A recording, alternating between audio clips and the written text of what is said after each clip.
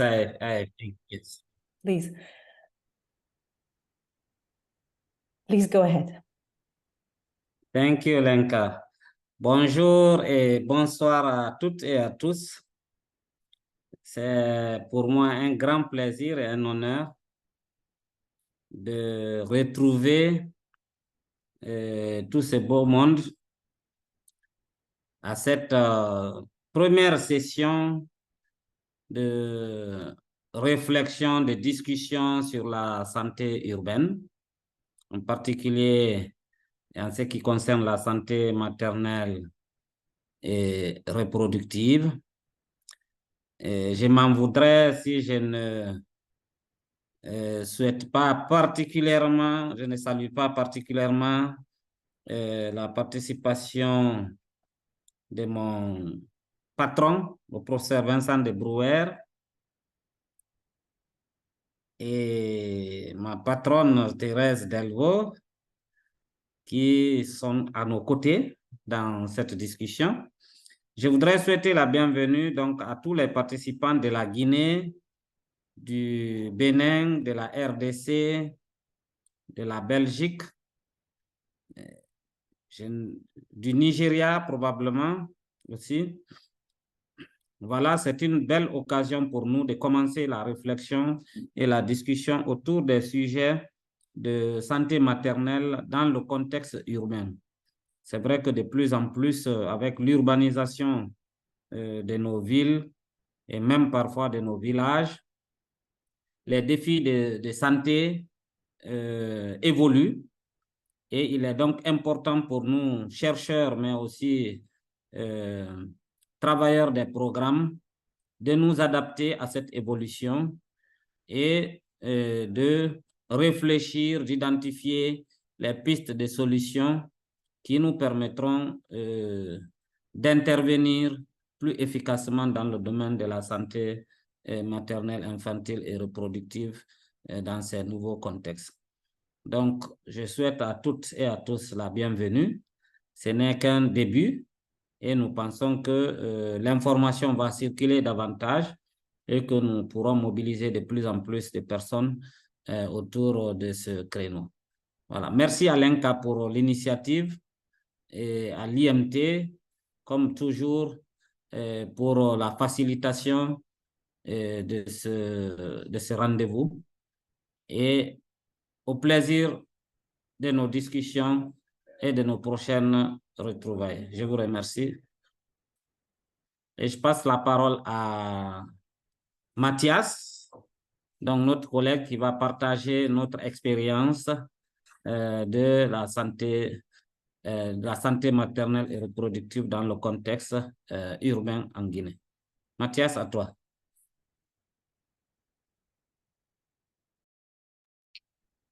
Merci beaucoup, professeur Alex. Bonsoir à tout le monde. Donc, j'ai le plaisir cet après-midi d'échanger avec vous sur le programme FA5 en ce qui concerne le volet santé maternelle et principalement axé cette fois-ci sur la santé urbaine. Donc, je suis Brovodi Fassou Mathias.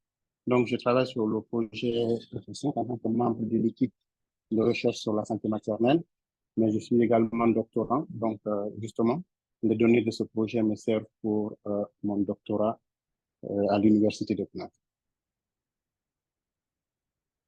Donc, la présentation ne sera pas très longue.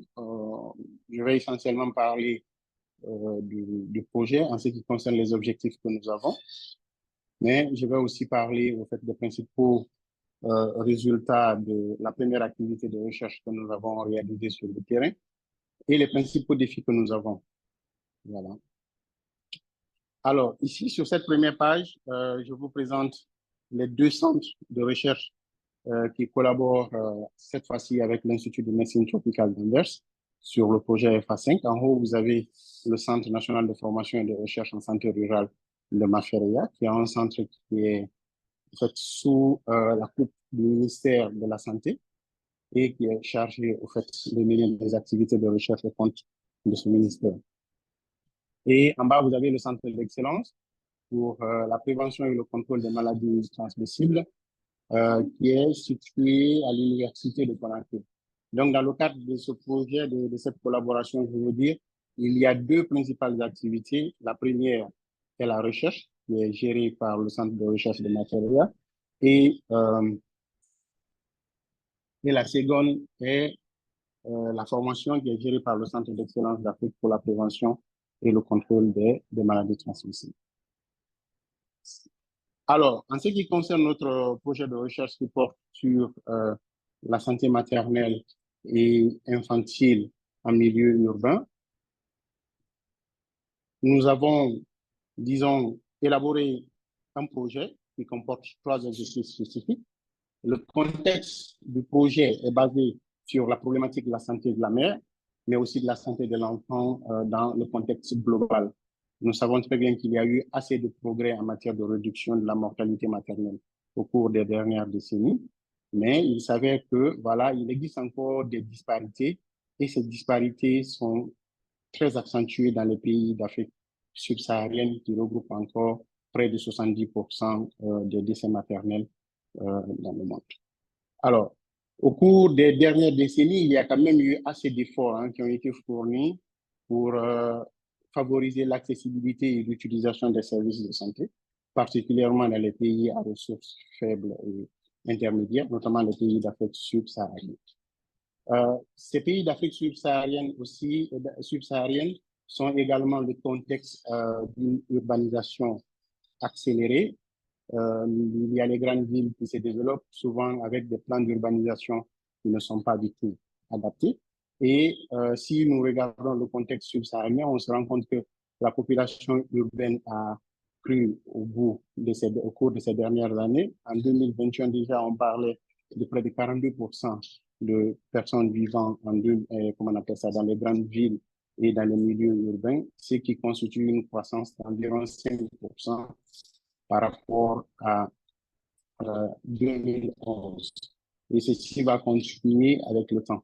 Mais on s'est rendu compte que voilà, les recherches ont essentiellement été focalisées sur les milieux ruraux, alors que les milieux urbains sont parfois le foyer d'inégalités très importantes, aussi de foyers de poches de pauvreté, où les gens ont des accès très limités aux services de santé, notamment pour des questions d'accessibilité physique, mais aussi pour des questions, par exemple, financières. Alors, si nous prenons le contexte guinéen pour mieux expliquer pourquoi est-ce que nous avons choisi de mener cette activité de recherche, lorsque vous regardez le dernier rapport sur la mortalité maternelle dans le monde, la Guinée figure parmi les pays qui ont les mortalités maternelles, l'une des mortalités maternelles les plus élevées au monde. Et lorsqu'on regarde aussi en matière de morbidité maternelle, on se rend compte que avec la dernière enquête démographique et de santé, environ 4% des femmes avaient rapporté quand même des symptômes de fistule. Et si on applique cela à la population de 2022, c'est environ 270 000 femmes quand même qui ont rapporté des symptômes de fistule. Et c'est aussi un pays où le taux de fécondité est parmi les plus élevés, puisqu'on est à 4,8 enfants par femme.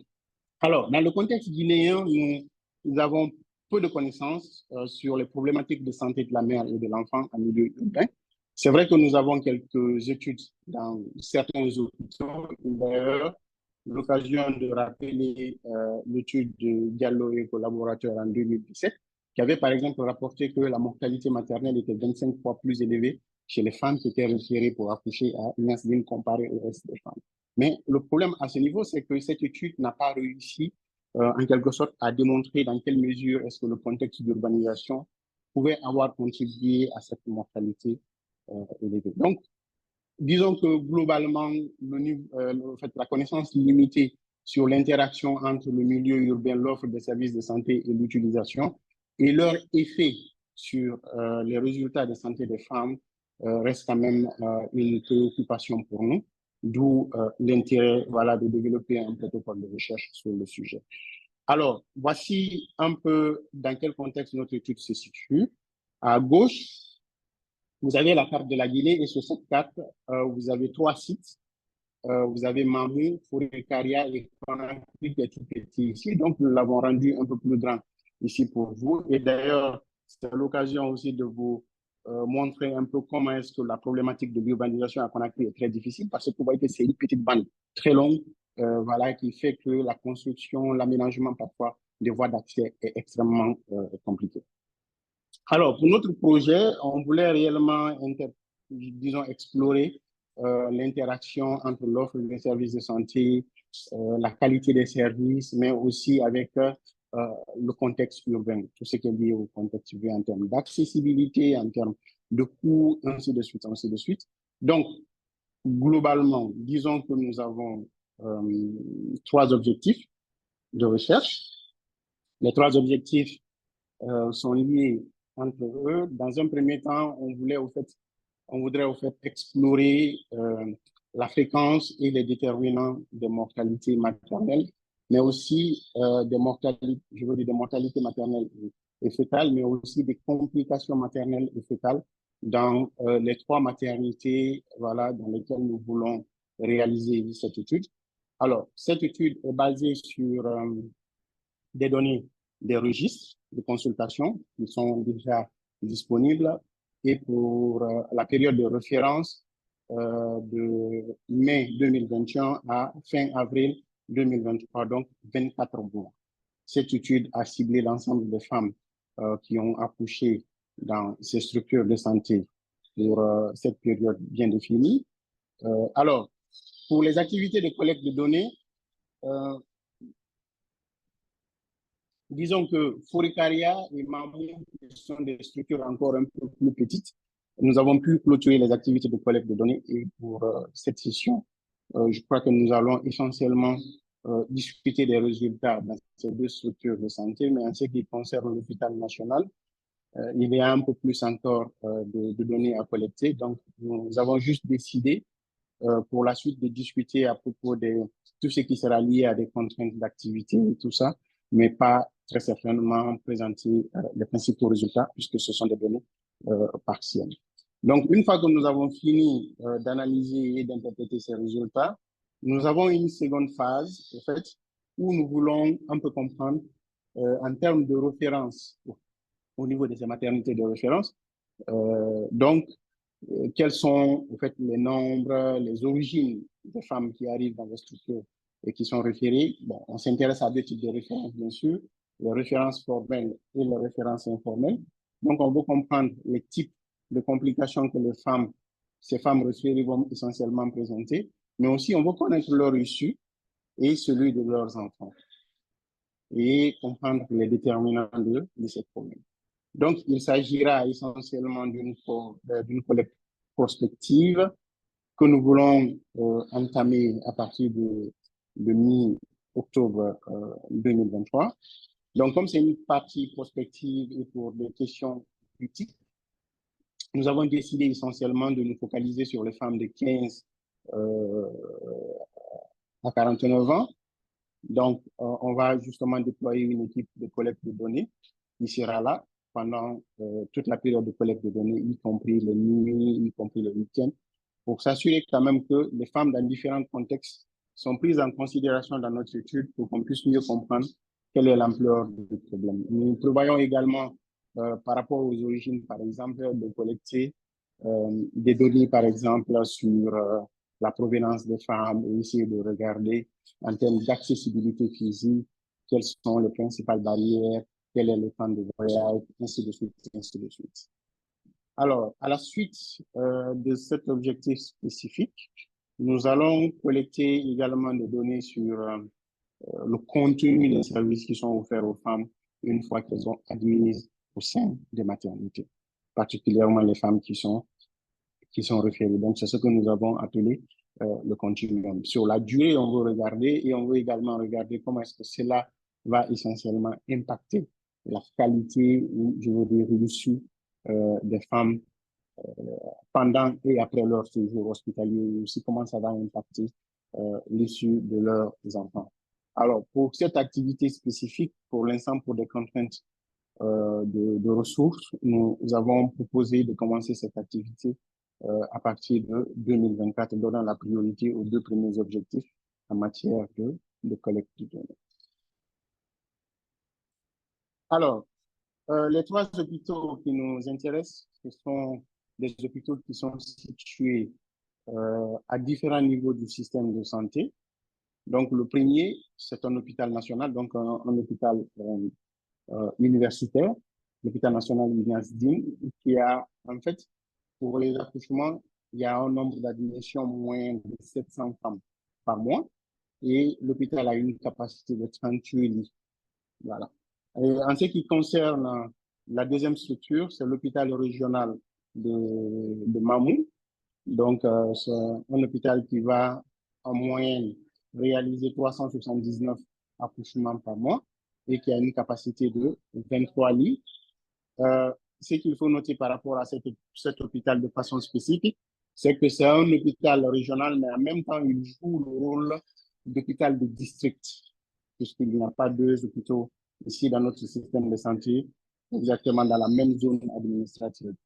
Alors, le troisième, c'est un hôpital comment on appelle ça, de district. Donc, c'est le premier niveau de référence, c'est l'hôpital de Forikaria. Donc, ces structures de santé, au fait, n'ont pas été choisies sur la base, par exemple, d'une sélection aléatoire, mais ce sont des structures qui font partir, voilà, ce sont les structures qui font partir d'anciennes collaborations, quand même, qui ont participé sur différents projets de FA5, notamment le projet MATCO, mais aussi le projet de la recherche sur la cohorte mère-enfant.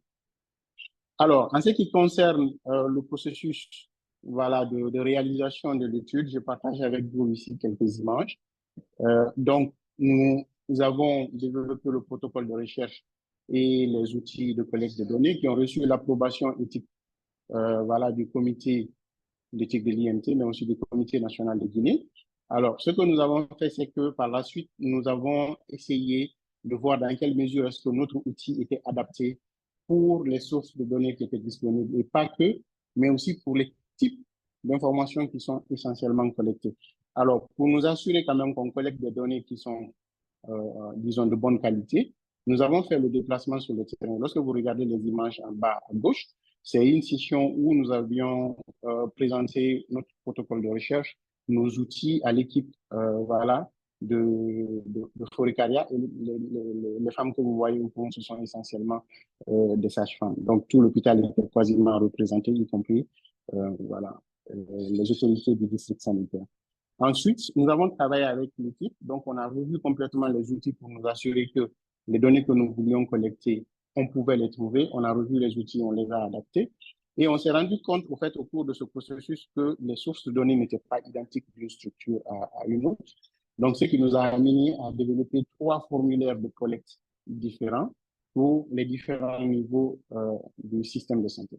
Donc, ça nous a permis quand même de collecter des données, bien que pouvant engendrer une charge de travail supplémentaire, mais ça nous a permis quand même de collecter des données que nous considérons comme étant des données de bonne qualité après toutes les voilà, vérifications, la supervision dans la collecte qui ont suivi. Donc, nous avons utilisé la plateforme CoboCollect et nous avons aussi décidé voilà, d'analyser ces données séparément, justement parce que le mode, je veux dire, de collecte, ou je veux dire des informations, telles que les informations, il n'y avait pas une approche standardisée entre les structures de santé. Alors, ici, sur ce tableau, vous pouvez voir les principaux résultats des femmes dont on a analysé les données. Donc, globalement, à l'hôpital de Forikaria, pour les 2 années, nous avons pu quand même analyser les données de 2661 femmes. Et pour l'hôpital régional de Mamou, c'était environ 9039 femmes. Donc, le nombre moyen d'accouchements dans ces structures à Forikaria, c'était de 103 et à Mamou, c'était de 337 environ. Alors, ce qui nous interpelle ici, c'est un peu ce qui est en rapport avec la mortalité maternelle. Alors, nous précisons ici que nous avons rapporté que les cas de mortalité maternelle qui étaient rapportés dans les registres, soit de mortalité maternelle ou dans les registres d'accouchement. Et sur la base de ces informations, nous avons décidé d'estimer deux types de mortalité maternelle, celle par le nombre de 100 000 naissances vivantes, mais aussi celle par le nombre de 100 000 accouchements. Alors, lorsqu'on regarde ces données, on se rend compte quand même que l'hôpital Fourikaria, par rapport au nombre total de femmes analysées, avait relativement quand même une mortalité maternelle plus élevée. Nous n'avons pas encore les données de Williams-Dill, mais peut-être que cela nous permettra de constater si cette structure, quand même, qui est une structure périphérique, a une mortalité maternelle encore plus élevée que le niveau régional et le niveau national. Nous avons aussi présenté les complications maternelles qui se sont avérées aussi très élevées. Alors, si vous regardez ces informations, on les a rapportées par nombre de 1000 naissances au sein de la structure. Donc, c'est environ 230 complications maternelles et fœtales, voilà, pour 1000 naissances, par exemple, à Fourikaria, et ce nombre était similaire à Mamou. Lorsqu'on regarde aussi le taux de mortalité-naissance, et ce sont des informations qui sont similaires, sauf pour le taux de césarienne, voilà, qui était de environ 35% à Fourikaria et 29% à Mamou. Donc, la structure de Fourikaria, qui est une structure périphérique, réalisait plus de césariennes pour les femmes qui étaient admises que l'hôpital régional de Mamou. Alors, pour les femmes dont nous avons analysé les informations, il s'agissait, disons, de femmes qui étaient relativement jeunes. La moyenne d'âge tournait autour de 25 ans dans les deux structures de santé. Et la profession principale aussi pour ces femmes, c'était essentiellement des ménagères, mais aussi des coiffeuses et des tailleurs. Donc, la quantité d'informations manquantes quand même était minime sur la base de ces caractéristiques. Alors, on a aussi essayé de vous présenter ici les types d'accouchement. Donc, essentiellement la voie basse était la plus importante. À Fourikaria, ça représentait 65% et à Mamou, ça représentait 70%. Et la seconde, bien sûr, c'était les césariennes. Alors, l'utilisation d'une assistance pendant l'accouchement. Nous pensons qu'elle a été quand même sous-rapportée à Fourikaria, puisque vous voyez que c'est 0,4% seulement des accouchements qui ont bénéficié d'une assistance par ventouse et le cas d'épisiotomie n'était pas rapporté. Alors que lorsqu'on regarde du côté de l'hôpital régional de Mamou, sur les 2 ans, c'est 238 femmes, environ 4%. Et pour l'épisiotomie, c'est presque 5% des femmes quand même qui ont fait l'objet d'une épisiotomie pendant l'accouchement. Alors, il y a un autre résultat quand même intéressant que nous voudrions partager avec vous. Ce sont au fait les indications des césariennes, en tout cas pour les césariennes qui sont pratiquées. Nous savons qu'il y a les indications voilà, qui sont obstétricales, donc nous ne les avons pas présentées ici parce qu'il y en a suffisamment, mais il y a celles qui nous ont interpellés, ce sont les césariennes de convenance, ou ce qu'on va appeler les césariennes prophylactiques, de prophylaxie. Lorsqu'on regarde à Fourikaria, on est à environ 3%, mais à l'hôpital régional de Mamou, les césariennes de prophylaxie, c'est 16% des césariennes. Voilà, ce qui est quand même assez important. Mais aussi, les césariennes réalisées pour raison d'utérus cicatriciel, c'était de 21% à Fourikaria et 33% à Mamou. Alors, il y a intérêt peut-être à souligner un aspect lié à la disponibilité des données pour pouvoir comprendre un certain nombre de ces problèmes. Une des discussions que nous avons eues récemment avec nos collaborateurs de Fourikaria et de Mamou, c'était que, non, de Fourikaria exactement, excusez-moi, c'était en quoi est-ce que l'utérus cicatriciel pouvait constituer une indication de césarienne, vu la proportion élevée. Alors, nous avons essayé de nous faire comprendre que généralement, lorsqu'on a un utérus cicatriciel, qu'il soit monocicatriciel ou bicicatriciel, ce n'est pas en fait directement une indication de césarienne. Elle devient une indication de césarienne lorsque on a, disons, un intervalle intergénésique très court. En fait, lorsqu'on a un intervalle intergénésique très court, donc en de telles circonstances, c'est-à-dire inférieur à la période, je veux dire, à 24 mois, on va généralement considérer comme étant une indication de césarienne. Alors, ceci reste aussi à discuter parce que lorsque l'on regarde globalement dans l'enquête, la dernière enquête démographique de santé, on sent quand même que les intervalles intergénésiques chez les femmes en Guinée est quand même assez important, puisqu'on parle d'environ 37 mois en moyenne, voilà, lors de l'enquête démographique de santé. L'autre chose intéressante aussi que nous avons notée, c'est que environ 27% des femmes qui vont accoucher par césarienne à Mamou vont quitter la structure de santé le même jour. Voilà, vont quitter la structure de santé le même jour. Et cette proportion était de 6% à Forikaria. Alors, il faut noter que ce soit le taux de césarienne, que ce soit les césariennes prophylactiques, que ce soit les césariennes pour utérus cicatriciel, ou le fait que les femmes quittent le même jour dans la structure de santé, il faut noter que l'hôpital préfectoral de Forikaria, au fait, est situé à quelques kilomètres de deux autres structures de santé qui réalisent des interventions similaires. Donc, ce qui peut, entre-temps, expliquer parfois, comme par exemple pour les césariennes, c'est comment on appelle ça, prophylactiques, le nombre de césariennes prophylactiques réalisées à Forikaria comparé par exemple à Mamou. Parce que sur l'axe Conakry-Forikaria, vous avez déjà l'hôpital de Koya, le centre de santé amélioré de Maferia et l'hôpital de Forikaria qui sont situés à une distance approximative totale de près de 25 km. Alors, nous avons essayé pour cette activité de recherche quand même de partager avec vous quelques défis que nous avons rencontrés et qui peuvent être également les vôtres dans vos contextes. Alors, le premier problème que nous avions essentiellement, c'était les registres manquants. Si nous prenons par exemple le contexte de l'hôpital préfectoral de Forikaria, le principal défi que nous avons rencontré, c'est que nous n'avons pas pu trouver de registre sur les complications obstétricales, c'est-à-dire les complications maternelles et fœtales, donc globalement.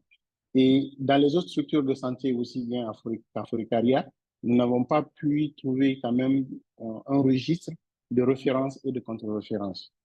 Voilà, ne nous permettant pas de savoir parmi les femmes que nous analysons, lesquelles sont des références et lesquelles sont des admissions directes.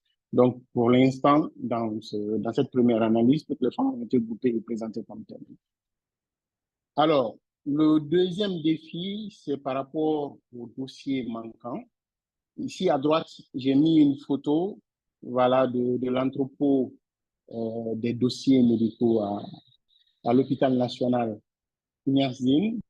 Donc, les dossiers sont mis dans des cartons et avec les activités retrait, dépôt, autres consorts. On voit ici que les dossiers sont entreposés pêle-mêle. Donc, ceci n'exclut pas le fait que entre, je veux dire, cette gestion des dossiers, pendant la gestion de ces dossiers-là, que quelques dossiers aient pu manquer. En tout cas, nous serons en mesure de faire la situation complète par mois et comparer aux statistiques qui sont disponibles une fois que l'ensemble des données ont été saisies dans la base de données. Et ce qui d'ailleurs ralentit le processus de saisie des données, c'est surtout cette utilisation active des dossiers, soit pour des questions, par exemple, de monitorage ou pour des questions de formation, puisque ce sont des étudiants quand même qui sont en spécialisation au sein de ces structures, qui font excessivement recours à ces dossiers pour des questions, par exemple, de discussion de cas cliniques, ainsi de suite. Alors, l'autre défi, j'avais commencé à en parler tout à l'heure, c'est surtout ce qui est lié à l'utilisation, par exemple, d'outils de collecte qui sont complètement, qui sont en quelque sorte différents dans la saisie des données. Après, ça engendre un autre processus très difficile, celui de retravailler les variables pour s'assurer quand même que les données qu'on va analyser soient similaires. Parce qu'à la base, on fait en sorte de ne pas dénaturer les informations. On ne demande pas aux agents de collecte de recoder les informations selon qu'ils ont compris d'une telle ou telle manière pour éviter les biais. C'est juste d'entrer les informations telles qu'elles existent dans les structures de santé. Et après, il va falloir un processus de réflexion continue, comme on appelle ça, un processus de réflexion pour adapter les informations pour assurer quand même qu'on puisse avoir une forme de présentation qui soit, disons, similaire, voilà, pour faciliter la compréhension des différents résultats. L'autre chose aussi que ça engendre comme difficulté, en réalité, c'est comment est-ce qu'on interprète les informations.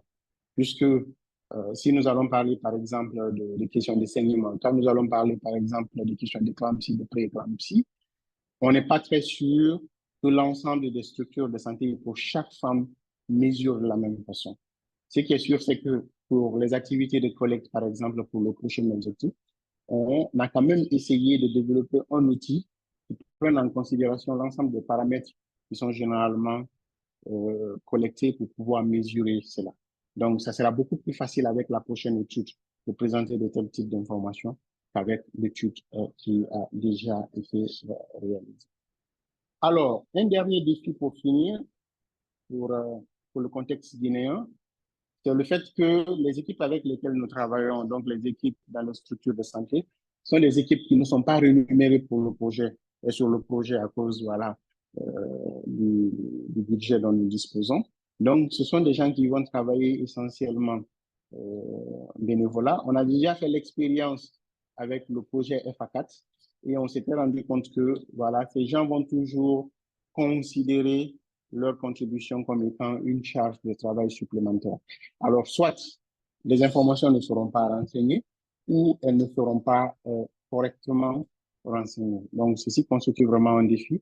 Et c'est d'ailleurs la raison pour laquelle nous avons décidé cette fois-ci, en agissant différemment de FA4, d'envoyer nous-mêmes des agents de collecte de données sur le terrain, non pas des agents recrutés par des personnels en place, mais aussi pour la prochaine étude, justement, d'envoyer des agents qui vont rester sur le terrain pour nous assurer quand même que les informations ne sont pas rapportées tardivement et que les informations qui sont rapportées sont des informations qui sont précises.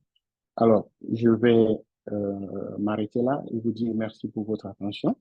Nous sommes à votre écoute pour les différentes questions auxquelles nous pourrons essayer d'apporter quelques éléments de réponse. Je vous remercie. Thank you so much, Matthias. I'm looking for the clapping hand, as I'm sure you'll be getting from many of us. Would you mind, Matthias, stopping to share the screen, please, so we can see each other during the question and answer? Thank you. Fantastic. Yes. Wonderful. Thank you, Matthias, and welcome to those of you who have joined since we started formally. I think I saw Thomas, Prof. Abel, welcome. Wonderful. Okay. I know many of you will have questions for Matthias, and I just wanted to say I see two among the numerous people, Matthias, who were essential to the fieldwork. So I want to recognize them. It's Dr. Pepe and Dr. Hawa Mane who are with us. So congratulations to you as well for all the excellent work and very hard work that you've done extracting these data. I don't know if you want to open your videos and say hello, but you're recognized, and thanks for being here today. Okay, questions, please. If you speak both French and English, you would do us all a great favor if you could phrase your question in both languages, and then perhaps Matthias can respond quickly in both as well, so we are all on the same page. Please use the hands up if you'd like to ask a question.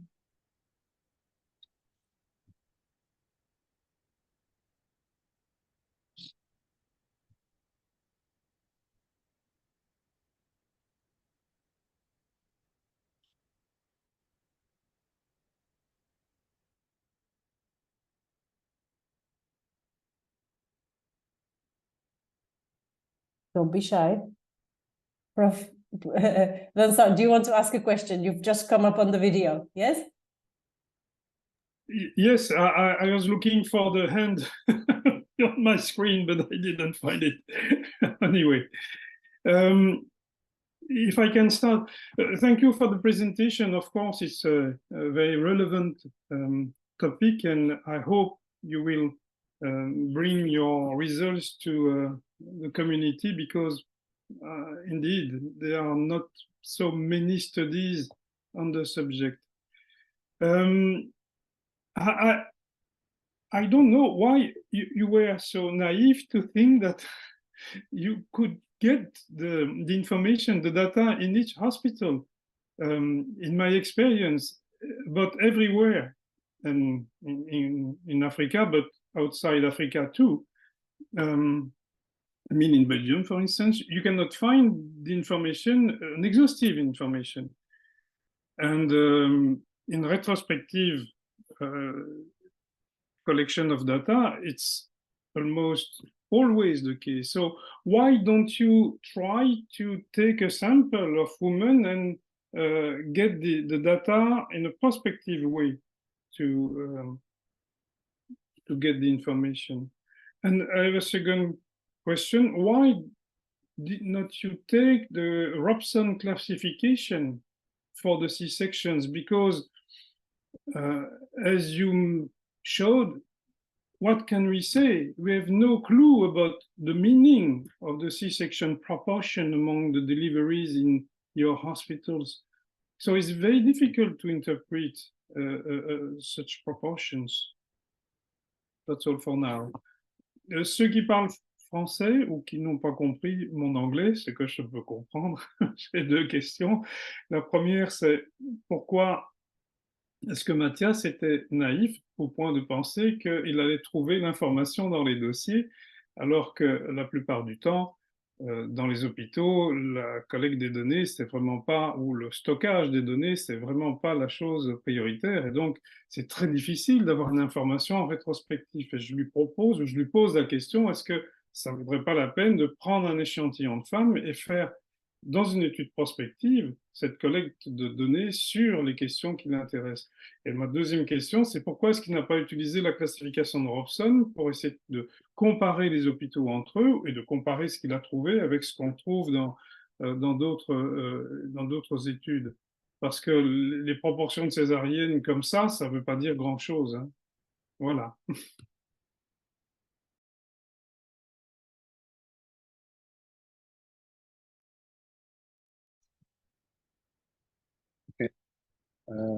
Lenka, can I say something before the next question?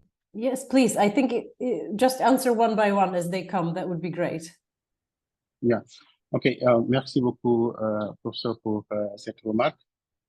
Nous savions bien qu'il existe quand même quelques difficultés par rapport à la disponibilité des données.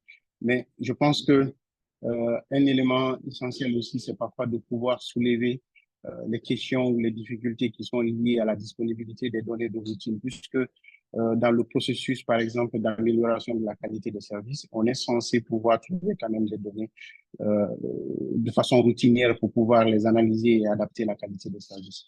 Maintenant, si ces données n'existent pas, je pense que pour nous, c'est aussi essentiel de pouvoir documenter ce processus-là. Donc, ça, c'est le premier élément. Et pour la plupart quand même des femmes que nous avons trouvées, nous avons quand même pu trouver suffisamment d'informations qui étaient disponibles.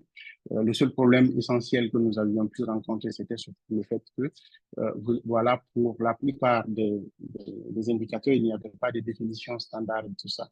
En ce qui concerne la classification de Robson, je pense que c'est une idée, voilà, que nous allons prendre en considération. Comme nous avons pris les données telles qu'elles étaient disponibles dans les registres, donc nous allons essayer de voir dans quelle mesure est-ce que les données que nous avons peuvent être utilisées justement pour refaire cette classification. Alors, pour ce qui concerne la phase prospective, notre deuxième objectif de recherche, justement, c'est dans ce sens-là. C'est pour cela que nous voulons disponibiliser des agents de collecte sur le terrain pour pouvoir, de façon continue, collecter quand même des informations sur les femmes qui seront référées vers ces maternités-là pour une prise en charge. Je suggérais cette classification parce que vous n'avez pas de dénominateur, hein, de toute façon, puisque les femmes viennent de tout un tas d'endroits, puisqu'on est en ville, et donc vous ne pourrez pas interpréter les taux ou les proportions. C'est ça, voilà, je me tais.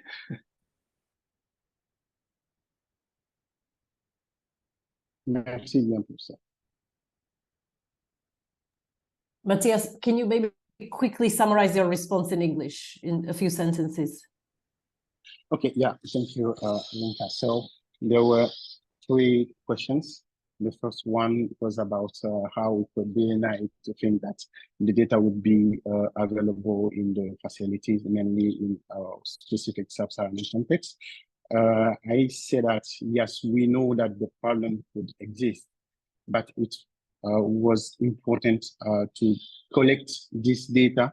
So to be able first to appreciate our different outcome among all the women, but also to appreciate how is the level of missingness of the information most of the time in the reproductive health, because it's really relevant to have routine data available for health quality improvement, because this is a kind of process where we take data, we analyze, and we look at the finding to improve the quality of care.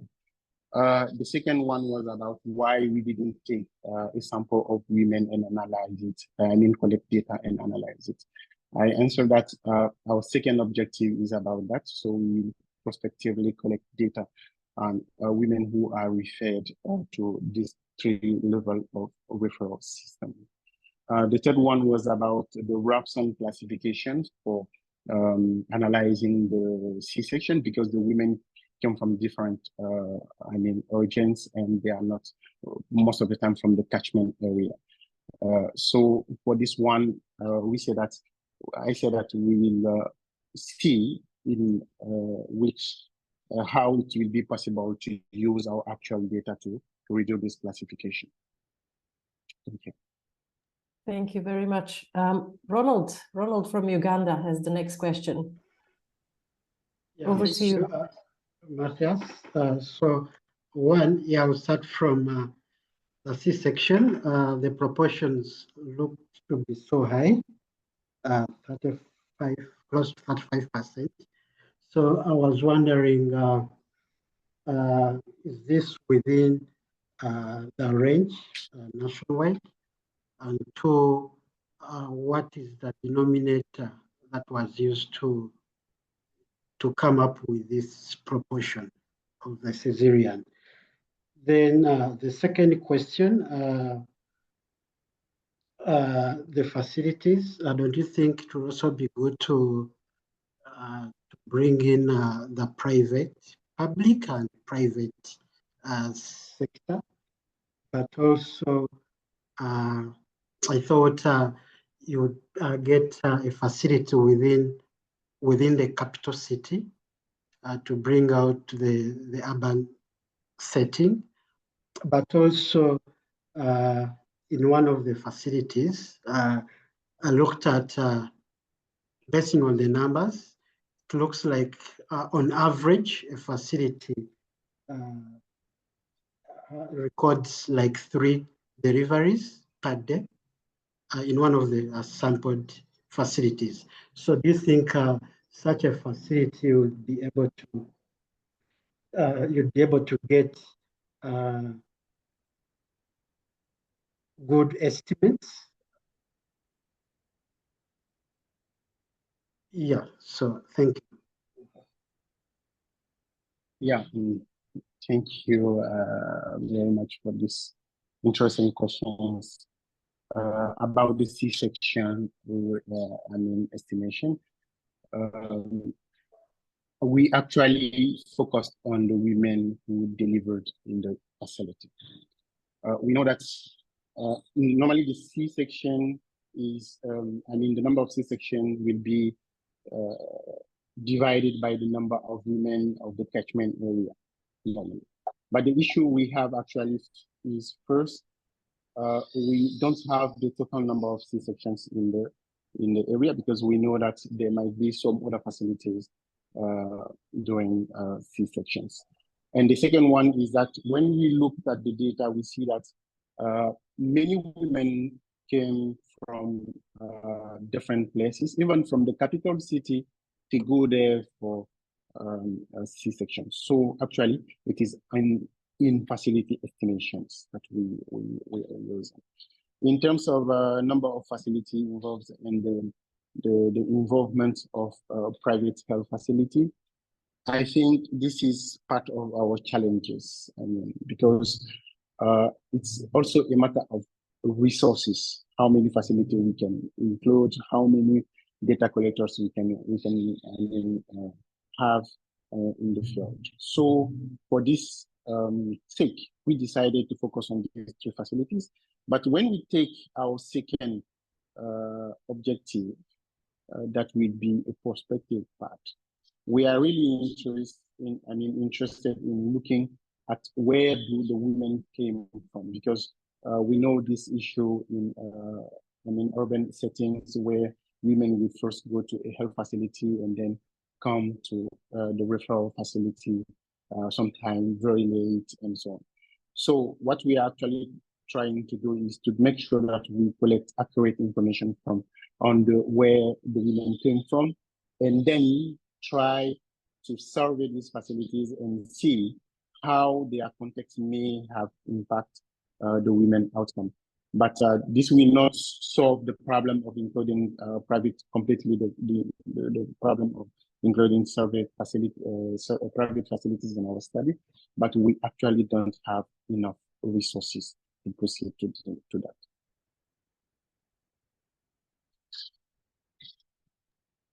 Thank you. So Thank you, I agree that Matthias. that's the limitation, yes. Great. I see a question in the chat from Ronald, who is asking, what do you think is the reason so many women are discharged the same day of a C-section, or they stay very short? And perhaps as you're answering that, I am looking at Sibel from the Benin team, who is planning to do a study of the postpartum needs of women in Cotonou. Maybe Sibel, you can engage after Matthias answers, if you'd like, on the postpartum side of things. Matthias, over to you. Yeah, thank you, Linka. I don't know if the question was asked in English or in French, but I will just answer. It's in English. Just what about that short length of stay? Yeah. Yeah. We try to cross-tabulate the data, and we understood that most of the women who are discharged the same day are the women who benefited.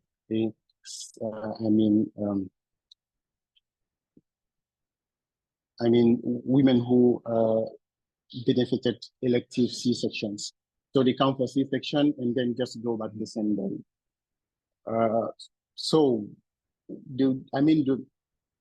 Since elective C-sections are requested from the women, or sometimes an arrangement between them and the care providers. So we need to deeper maybe discuss this with the women, but now we have just hypothesis that these are elective C-sections. So most of the time there is no complications and the women just come, and the C-section will take about 1 hour, and later on when she wake up, she just go back. That's what I can actually say about that. I don't know. Thank you. Okay, great. I think we have space for 2 more questions. Jean-Paul, Kathy, or Sibel, do you want to say something about your planned research on? I think this connects quite well with the postpartum care and needs in Cotonou.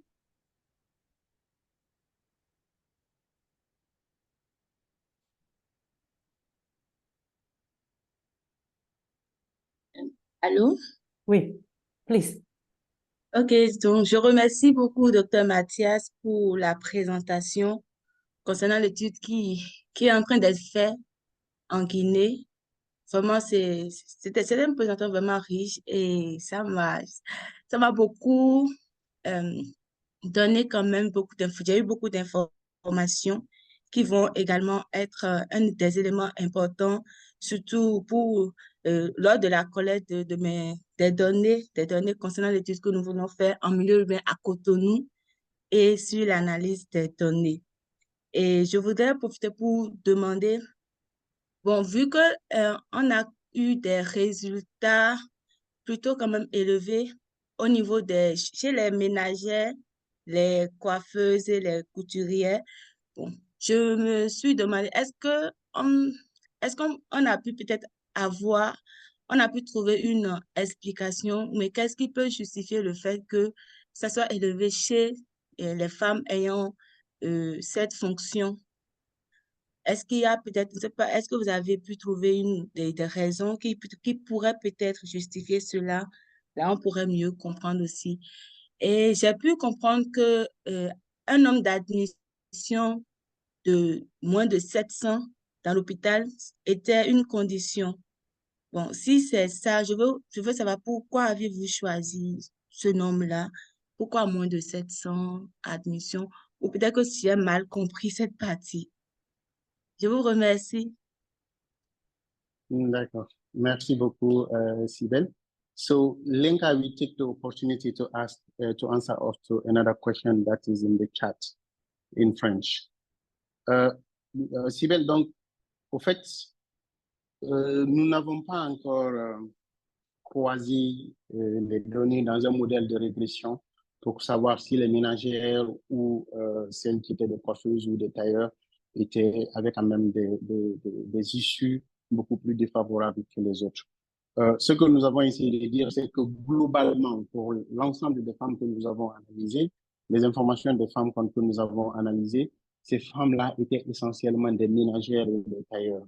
Et cela est simplement lié au contexte socio-économique du pays, où vous avez par exemple plus de 70% des femmes qui seront dans le secteur soit informel ou qui vont pratiquer des emplois non rémunérés, tels que par exemple les activités domestiques. Alors, en ce qui concerne les structures de santé, ce que vous avez vu, au fait, ce sont des nombres moyens d'admission. C'est juste pour pouvoir montrer quel est, au fait, le niveau, la capacité, au fait, de la structure de santé. 700 accouchements dans l'année, vous êtes autour, par exemple, de 9000 accouchements en une année. Comparé, par exemple, à comment on appelle ça, à 100, où vous êtes autour de 1200, 1300, juste pour apprécier la capacité de la structure. Maintenant, pour répondre à la question de Abdoulou, en ce qui concerne les fiches, le problème que nous avions, et d'ailleurs c'est ce qui nous a amené à mener cette activité de terrain de base dont nous avions parlé, aller regarder dans chaque structure de santé et voir quelles sont les sources de données qui sont disponibles et quelles sont les données que nous pouvons collecter. Donc, dans chacune des structures, nous nous sommes rassurés quand même de visiter ou, je veux dire, de revoir chaque outil qui pouvait nous permettre de collecter des données complémentaires. Alors, vous allez vous rendre compte que généralement, dans ces structures, toutes les femmes qui ne sont pas hospitalisées, c'est-à-dire celles, par exemple, qui n'ont pas bénéficié de césarienne ou qui ont développé d'autres types de complications, n'ont pas de dossier médical. Elles sont simplement enregistrées dans le registre d'accouchement. Donc, pour ces cas d'accouchement par voie basse, si vous manquez une information, vous n'avez nulle part où vous pouvez trouver cette information. Contrairement, par exemple, aux femmes qui ont été hospitalisées pour qui, vous allez à la fois trouver des informations dans, je veux dire, le registre et les informations dans le dossier. Mais on a aussi constaté que dans la plupart des cas, ce sont exactement les mêmes informations. En fait, vous n'avez pas de grande différence puisqu'il y a des paramètres qui ne sont pas systématiquement retenus. Je vous donne un exemple. Si vous prenez Foricaria et Mamou, pour toutes les femmes qui ont accouché, si vous regardez dans les registres, vous n'avez pas l'âge gestationnel. C'est uniquement pour les cas, par exemple, d'avortement où on rapporte l'âge gestationnel. Vous ne le trouvez ni dans le dossier, ni dans le registre. Alors, ce sont des pratiques, on en a discuté avec eux, je veux dire, mais eux-mêmes, ils ont trouvé que ce qui était le plus adapté, c'était le processus que nous voulons entamer, c'est-à-dire collecter prospectivement les données. Parce que pour le personnel, parfois, lorsqu'ils sont débordés ou ils sont en train de travailler et qu'il y ait à rapporter de tel type d'informations, c'est pas systématique, en fait. Ils vont le rapporter dans le carnet rouge de la femme, mais c'est pas très évident qu'ils transposent cette information-là dans le registre ou dans le dossier médical. Du moins, c'est ça la réalité du terrain.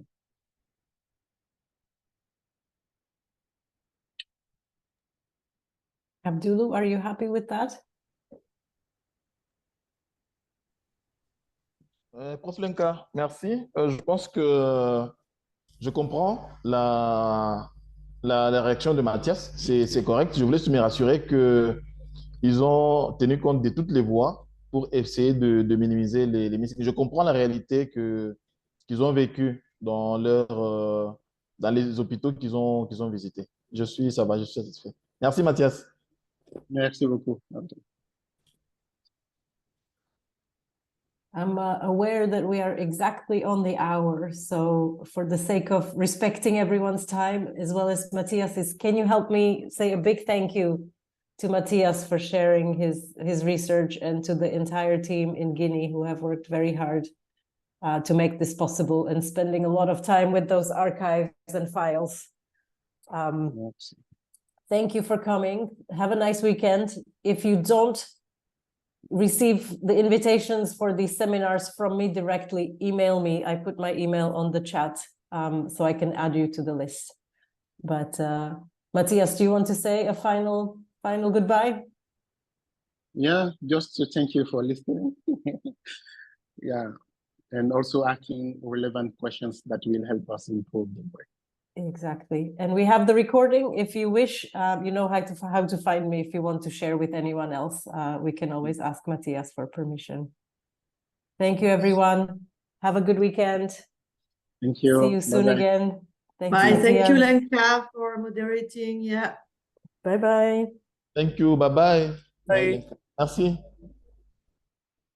Merci. Au revoir. Au revoir. Au revoir. Merci. Thank you.